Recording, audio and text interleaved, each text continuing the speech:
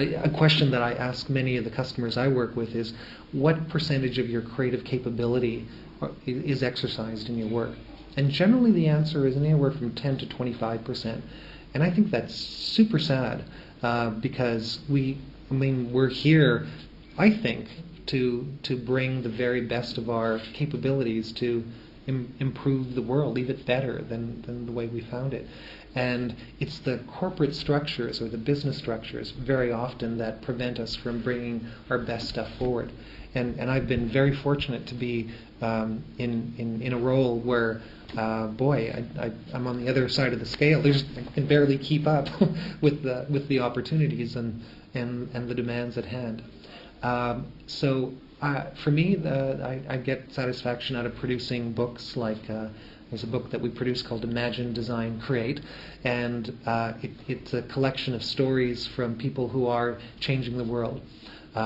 It's a book that it's not about Autodesk, although Autodesk published it. It's a book that we researched really thoroughly to find out what are the core questions that designers want to read about and want to think about.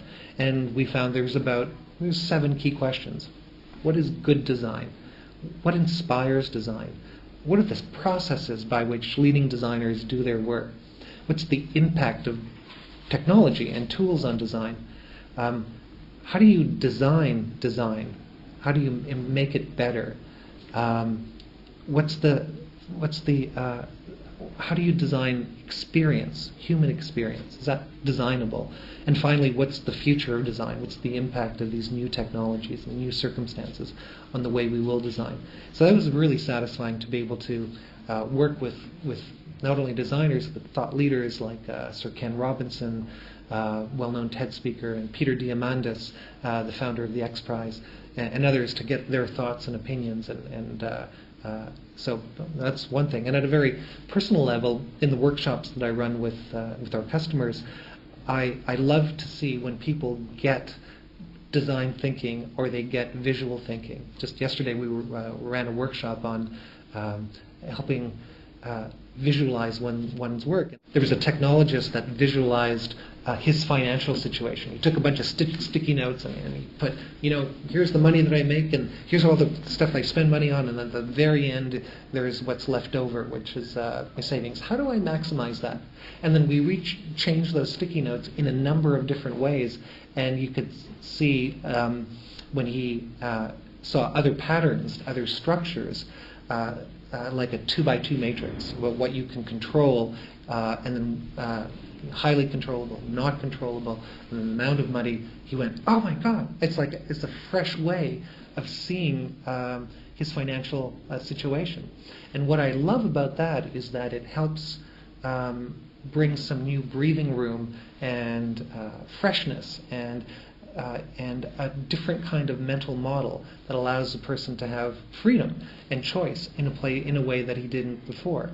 And so what visual thinking does by creating different kinds of visual representations of business problems is that it creates different mental models and often different emotional models and fundamentally different metaphors for you to be able to interact with the kinds of problems that you're trying to deal with and kinds of opportunities. And so it's one thing to talk about it and give presentations. It's another to work individually and with teams to help them actually rebuild their mental models of digital pipelines, of financial processes, of marketing processes, and put them all together in these holistic diagrams. So that's super satisfying. Like many people working in creative industries, my journey, my path is not a straight line. And I began my studies in hardcore sciences, astrophysics and physiological psychology, and I actually wanted to become a physicist and a quantum physicist. And when I really started studying it and realizing that I couldn't see it, I couldn't visualize it because it's unvisualizable, there's going to be a problem there, because my fundamental way of knowing is by seeing pictures. Who knew? I didn't know it at the time. So what I did do is kind of switched my career to do, or where I thought I was going to go, and to becoming a documentary film producer. So I worked produced a number of documentary films, and then worked at Canada's largest museum, the Royal Ontario Museum. Eventually became a creative director at the museum there, and then picked up computer graphics and animation. I've always been a student of human creativity and wrote a number of books on the subject. And one of them actually turned into becoming a bestseller. It's in 20 languages, and I wrote it about 25 years ago. It's a book called Pumping Ions. Due for a redo. And then when I became pretty involved and interested in computer graphics and computer animation, I was a chair of a local SIGGRAPH computer graphics festival, and I went to get a software donation to build a dinosaur, an interactive IMAX-sized dinosaur called a Maiasaur, and then went to a company called Alias and said, "Would you give me 2 seats of software," which was a couple $100,000 at the time. We built out the dinosaur, the animation. They said, "Would you be interested in doing some work in the private sector, not the public sector?" And so I ended up working on an application called Maya, ironically, and helped bring it to market, and had a number of roles within Alias, and over 15 years or so created a role called Fellow, which is essentially a consulting role with our customers to help them figure out their next-gen workflows and next-gen technologies. And then Autodesk made an acquisition of Alias about 6 years ago, and I landed great, and I had the opportunity to work for our leadership team and to do what I did at Alias, but times 20, with a much wider range of customers, with much larger impact, and much deeper into these various industries.